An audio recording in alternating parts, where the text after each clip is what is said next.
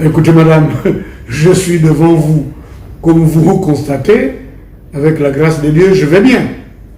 L'Union pour la Nouvelle République se porte bien. Nous nous préparons activement, comme c'est toujours le cas depuis que ces partis existent, à prendre notre part dans ce qui se passe dans le pays. Que ce soit le débat à l'Assemblée, où nous avons quand même des députés, bon. Nous faisons notre part de travail. Sinon, l'UPNR se porte bien. Merci beaucoup de vous inquiéter de sa santé.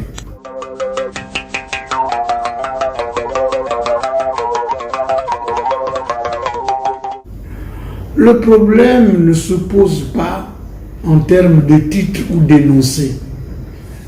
Le 30 décembre 2017, j'ai lancé un appel solennel ici, dans ce pays, pour la réconciliation nationale. Il y a eu une évolution. Nous avons parlé du dialogue inclusif sans tabou. Les dialogues ont eu lieu de part et d'autre. L'évolution compte tenu du climat qui prévaut dans le pays et que nous puissions appeler à la réconciliation nationale. Depuis 2017, beaucoup de Gabonais se sont appropriés ce concept de réconciliation nationale. Il n'y a pas longtemps, M. Mavioga, qui est président d'un parti de la majorité républicaine pour l'émergence, appelle à la paix des braves. Bon, les Gabonais ont tout de suite compris. Alors, Maître Ndao, qui est président du CND, parce que c'est au sein du CND que le problème se posait, il a dit, écoutez, j'ai entendu Maître Maïla parler de la réconciliation nationale. Quand je vous entends parler, je crois que c'est à peu près la même chose. Pourquoi ne pas aller le trouver pour que nous puissions mettre ensemble ce débat? Donc M. Mavioga est venu ici, je l'ai reçu. M. Clémentien Lobam est venu ici, je l'ai reçu. Nous avons discuté. Mesdames, je vais vous dire une chose. Appeler régulièrement à la réconciliation est un signe de la vitalité de la démocratie. Si un homme politique n'appelle pas à la concorde, à l'unité, au dialogue, il ne va quand même pas appeler aux armes. Donc, moi je ne peux qu'applaudir que de nouvelles voies se soient ajoutées pour arriver à organiser des assises qui permettent à ce pays de sortir de crise. En 2015, j'avais vu venir, j'ai dit on ne va pas aller aux élections comme ça, il faudrait qu'on ait un dialogue. On n'a pas pu l'avoir en son temps, on est allé aux élections sans ça, les résultats sont là. Aujourd'hui, tout le monde est d'accord pour dire que notre pays est en crise. Mais madame, moi je crois que tout ceci ne peut prendre forme que si le chef de la République nous donne son blanc-seing. Nous autres partis politiques, les penseurs, les sages, nous pouvons réfléchir sur le format de ces assises. Nous pouvons réfléchir sur le contenu de ces assises. Nous pouvons réfléchir sur l'épilogue de ces assises. Mais nous ne pouvons pas nous lever le matin en disant « Monsieur, mesdames, messieurs, venez, on va à cette rencontre. » Donc, moi, mon regard est tourné vers la présidence de la République, vers la primature, pour dire, Monsieur le Président de la République, Madame le Premier ministre, le CND, qui est dans sa forme actuelle, la conception et le voulu du Président de la République. Monsieur le Président, votre fille ou votre fils, le CND, vient d'accoucher de cette idée. Vous pensez quoi? Nous, acteurs de la société civile, chefs de partis politiques, nous pouvons réfléchir sur ces trois thèmes. 1. Le format de ces assises nationales pour la sortie de crise. 2. Mon Dieu, le contenu de ces assises. 3. L'épilogue de ces assises. Voilà notre travail à nous aujourd'hui. Donc voici mon regard. Je travaille actuellement avec les deux responsables précités, à savoir M. Mavioga et M. Clémenceau Lodba. D'après ce que j'apprends et que j'approuve, nous allons nous rencontrer si le chef de l'État et le chef du gouvernement en donnent et leur imprimature sur ce que je viens de dire pour travailler sur la sortie de crise du pays. Puisque là, nous sommes d'accord que le pays est dans une crise institutionnelle, crise d'identité, crise économique. Vous voyez les grèves de gauche et de droite. Bon, ça ne va pas. Mais comment faire pour que ça aille, comme j'aime à le dire, et maintenant on fait comment? On va discuter ensemble, on va donner des réponses aux questions qui se posent.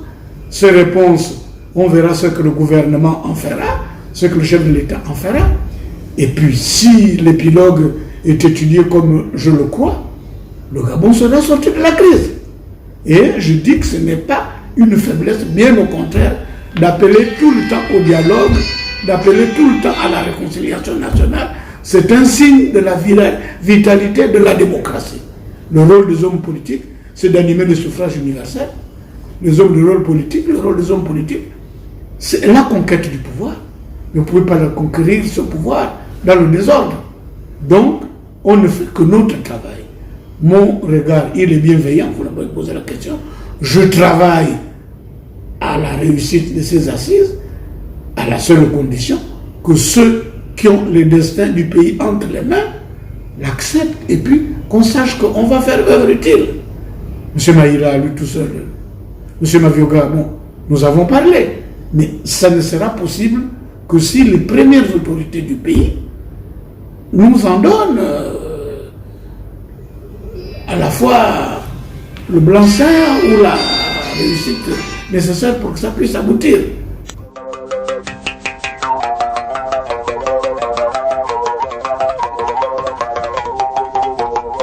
Vous pouvez me citer, vous, un seul pays où l'opposition est unie? Le gouvernement est uni parce qu'il gère le pouvoir. Mais comment voulez-vous qu'une opposition soit unie? L'opposition, chacun de nous a son programme. Ce que pense M. Maïla, ce n'est pas forcément ce que pense M. Chambrier ou M. Nzouba. Nous sommes des amis. Mais si nous avons pris la peine de faire chacun son parti avec son projet de société, c'est que nous avons des visées qui ne sont pas les mêmes dans leur action, mais les mêmes dans leur finalité. Chacun de nous voudrait arriver au pouvoir. Bon, quelle que soit la forme, mais vous ne pouvez pas demander qu'une opposition s'unisse sur quoi? Sur quoi l'opposition va s'unir? Sur le fait de s'opposer? Chacun s'oppose avec ses arguments, chacun s'oppose avec ses propres visées, avec ses calculs. Pourquoi voulez-vous qu'on soit unis? L'opposition, ceux qui voudront venir, viendront, mais ce n'est pas parce que d'autres ne viendront pas que les assises ne peuvent pas réussir. Vous avez vu tout dernièrement, il y a eu des assises d'Angondje. Une partie de l'opposition y est allée. Ça n'a pas empêché les assises d'avoir lieu. Moi-même, je n'y suis pas allé. Mais ce n'est pas un problème en soi. Donc, le problème d'homme, il faut laisser ça de côté. Chacun de nous a un parti politique. S'il est dans l'opposition, ça veut dire qu'il a son programme de société, son projet de société, pour ne pas me répéter, mais elle n'exigeait pas de l'opposition qu'elle soit unie. Sur quoi elle va s'unir? Elle est déjà unie sur le fait qu'elle s'oppose. Voilà. Donc il ne faut pas regretter que toute l'opposition ne se lève pas en disant « Ah non, maintenant si toute l'opposition se levait, mon Dieu, on va applaudir des mains et des pieds. » Mais pour le moment, il y en a qui ont dit qu'ils y vont, qu'ils y aillent. Si en face, du côté de ceux qui sont au pouvoir, la volonté est la même, ces assises vont avoir lieu avec les résultats que nous escomptons qui seront bons et qui seront de nature à sortir le pays de la crise. Ce qu'il faut aujourd'hui, c'est ça, que le pays marche, que les grèves cessent, que les récriminations de tous les jours, les petites haines n'empêchent pas le bateau d'avancer. Voilà. La caravane ne va pas s'arrêter parce que 2 ou 3 tondus, 3 pellets de tondus ne veulent pas venir. Bon, je ne vous dis pas que toute l'opposition viendra, mais ceux qui ne viendront pas n'empêcheront pas les assises d'avoir lieu.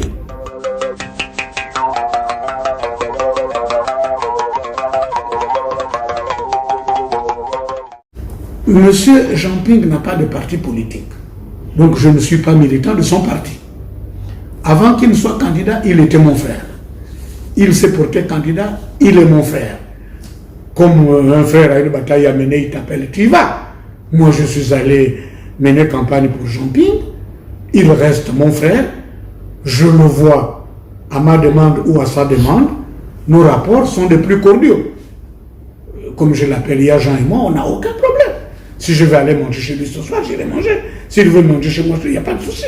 Mais la bataille politique est passée, l'élection est passée, la campagne est passée, chacun de nous a pris ses bagages et est retourné chez lui. Nous n'avons pas de problème.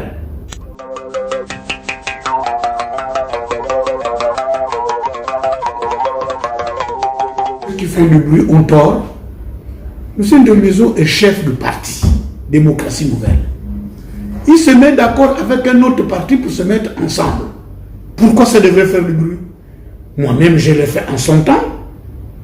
Il faut croire que M. Ndomezo, chef de parti, s'est entendu avec le chef du PDG pour dire on se met ensemble.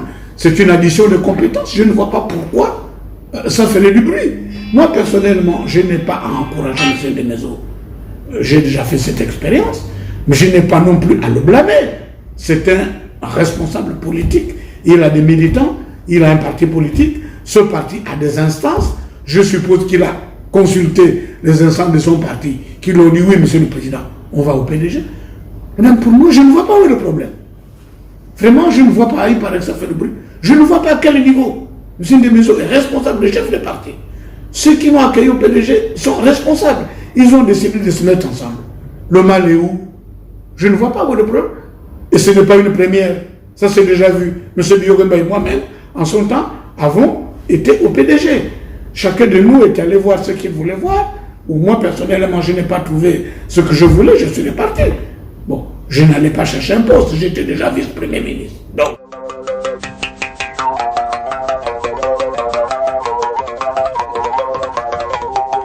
non. Je vous dis, j'ai un parti politique.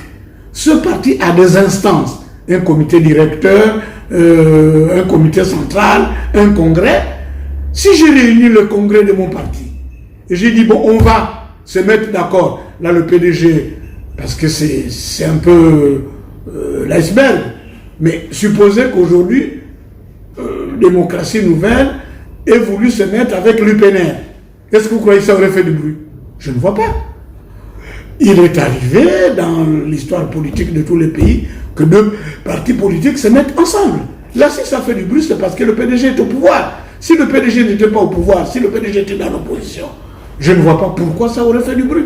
Moi, je trouve que M. Ndomezo a pris une décision de responsable, et en responsable, son parti et lui assurent leur démarche. Je n'ai pas à les blâmer. J'ai trouvé la démarche normale. On a voulu faire une addition de compétences. Sûrement qu'au PDG, ils ont pensé que M. Ndomezo apporterait quelque chose qui leur manque, ou M. Ndomezo a compris qu'en se mettant avec le PDG, il y a des compétences ou bien des structures qui lui manquent. Quand se mettent ensemble, l'union fait la force. L'UPNR envisage en retourner à la maison mère? Moi, je vous regarde droit dans les yeux, je vous dis non. Ça n'a jamais été ni dans les objectifs du parti, ni M. Ndomezo et moi n'avons pas parlé quand il a pris sa décision, on n'avait même pas à en parler. Aujourd'hui, au sein de l'UPNR, il n'est pas question, je vous dis, cette démarche, nous l'avons faite en son temps. La démarche a apporté les résultats que nous avons vus. Ça n'a pas empêché, à l'époque, mon parti s'appelait le POUP. Ça ne m'a pas empêché de repartir du PDG pour créer l'Union pour la Nouvelle République. Je vous dis, c'est une question, je ne sais pas, d'orientation politique. Un parti politique a une première mission, c'est celle d'animer le suffrage universel. Je ne vois pas pourquoi les militants de l'UPNR, que j'aurais consulté, qui m'auraient donné leur quitus, m'en voudraient pour avoir effectué une démarche politique. C'est tout à fait classique, c'est normal. Je vois, hier je suivais à la télévision, le rapprochement entre le parti de M. Macron et l'ancien parti, le parti de M. Sarkozy. Bon, ils se sont mis ensemble pour certaines l'air. Bon, Renaud Muselier qui devait être investi ne l'a plus été faute Donc, on n'a pas inventé la roue. Je ne vois pas pourquoi ça ferait du bruit. Et pourquoi ça ferait du bruit? C'est classique, ça existe partout. Je ne vois pas qui pourrait avoir le front de blâmer M. de Maison. Il est libre, il est chef de parti. Ses militants l'ont accepté. Je ne vois pas pourquoi. Moi, Maïla, je m'étais là à dire il a bien fait ou il a mal fait. Ce n'est pas mon problème.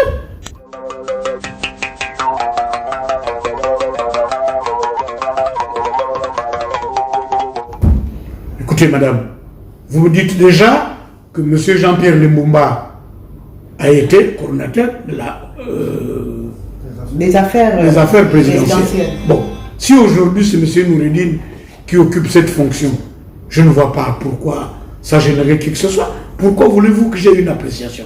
L'autorité de nomination est seule à apprécier les collaborateurs dont il veut s'entourer. Si le président de la République, en son temps, avait exprimé le besoin d'avoir un coordonnateur des affaires présidentielles à la personne de mon ami Jean-Pierre Limbumba, ça n'a jamais posé de problème. Mais pourquoi voulez-vous que ça en pose aujourd'hui? M. Noureddine remplit ses fonctions, je crois, à la satisfaction de la personne qui l'a nommé. Et si vous voulez, je lui présente mes félicitations. Je ne vois pas quel commentaire voulez-vous que je fasse. Ça existe, et voilà.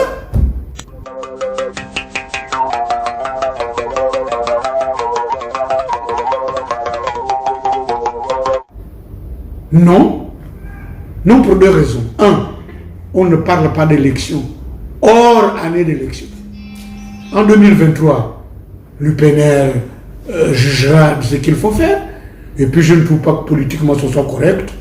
Que quelqu'un de mon âge et de mon expérience se prononce dès aujourd'hui, nous sommes en 2021, sur une élection qui aura lieu en 2023.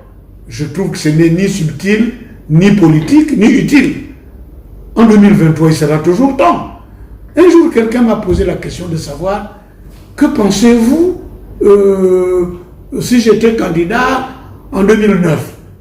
J'ai répondu à la personne, monsieur, pour être candidat en 2009, il faut commencer par être là. Bon, pour être candidat en 2023, la première condition, c'est d'abord d'être là. Est-ce que ceux qui en parlent aujourd'hui sont sûrs d'être là en 2023? Non. Et puis, en 2009, j'ai soutenu M. Mamboulou. En 2007, j'ai soutenu Jean-Pierre. Peut-être qu'en 2023, je soutiendrai quelqu'un d'autre, après tout, pourquoi pas. Mais vous-même? Moi, je ne parle jamais de candidature quand nous ne sommes pas à l'année d'élection. Je vous dis, à chaque jour suffit sa peine. Aujourd'hui, nous parlons des assises nationales pour la sortie de crise. C'est déjà une tâche à laquelle je m'attelle. Je ne vois pas pourquoi je me mettrais aujourd'hui, en toute honnêteté, à parler de ce qui se passera en 2023.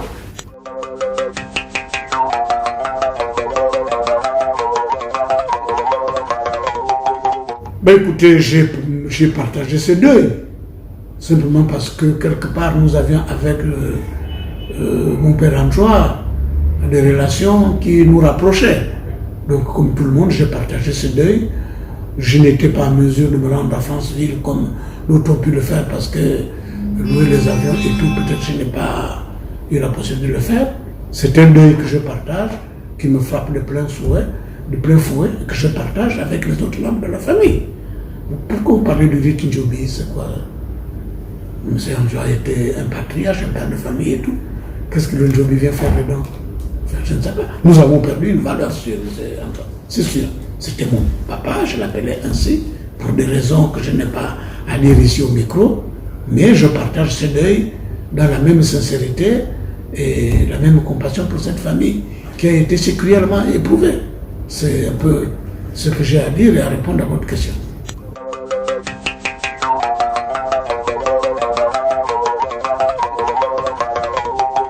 Non, madame, par définition, la vaccination est volontaire. Il faut exprimer le soin d'aller se faire vacciner. Bon. Moi, j'estime que les explications n'ont pas été largement diffusées pour que les gens décident d'aller ou de ne pas y aller. Moi-même, je n'y suis pas encore allé. Peut-être que j'irai un jour, quand j'aurai pris réellement connaissance de ce que ça fait. Est-ce que la vaccination vous protège du Covid? 2. Est-ce que la vaccination vous guérit du Covid? Quand on m'aura donné des explications là-dessus, je ne vois pas pourquoi je n'irai pas. Mais je n'ai pas, moi, aujourd'hui, à dire aux gens, allez-y ou n'allez pas. Je n'ai pas suffisamment d'explications. C'est une décision qu'on prend en responsabilité. J'ai une famille, je suis chef de famille. Le jour que j'ai dit à mes enfants, à ma femme, bon, réunissons, on va se faire vacciner, c'est parce qu'on l'aura décidé. Mais je ne vois pas quel message, moi, je peux donner. Que ceux qui sont en responsabilité d'aller se faire vacciner aillent se faire vacciner. Partout ailleurs, c'est un acte volontaire. Mais je crois que les volontés se seraient déjà exprimées pour y aller. Mais je n'ai pas un message particulier. Si j'avais déjà été moi-même me faire vacciner en fonction des informations qui m'auraient été données, j'aurais pu dire moi-même j'ai été me faire vacciner. 1, pour ne pas taper le Covid. 2, pour me guérir du Covid. Je ne l'ai pas fait. Vous aurez trouvé honnête que je dise à mes militants, à ceux qui m'écoutent, oui, bonne dame, allez-y vous faire vacciner. Je crois que c'est un acte de responsabilité. Chacun va décider et puis il ira.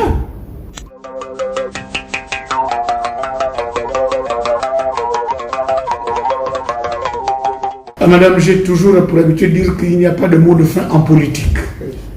Il n'y a que le répit qu'on prend avant notre prochaine rencontre. Vous avez évoqué le sujet de l'heure, vous m'avez posé des bonnes questions, j'espère avoir donné des bonnes réponses et je voudrais que ceux qui ne sont pas encore décidés à aller à cette rencontre pour la sortie de crise se décident, qu'ils demandent des explications. Nous allons les leur donner pour que ce pays sorte de ce regard en chaîne de faïence entre les Gabonais. Madame, l'unité nationale a pris un coup. Aujourd'hui, on ne parle que de ça. Il y a eu ceci, il y a eu cela. Mais alors venez qu'on en parle. Et je pense que c'est le message, si message il y a, parce que le message, c'est de la prérogative uniquement de ceux qui dirigent le pays. Moi, si j'ai modestement un mot à dire, c'est que le fait d'appeler à la réconciliation, le fait d'appeler à un dialogue, le fait d'appeler à la discussion, c'est un signe de la vitalité de la démocratie. Madame, si un homme politique n'appelle plus à la réconciliation et à la recherche de l'unité nationale, il ne va quand même pas appeler aux armes. Donc nous ne faisons là que notre travail pour lequel nous existons, à savoir animer le suffrage universel. S'il n'y a pas la paix dans le pays, si le développement ne se fait pas en harmonie, nous ne pouvons pas en 2023, comme c'est notre devoir d'appeler les Gabonais aux urnes. On ne va pas être là seulement quand il faut aller voter.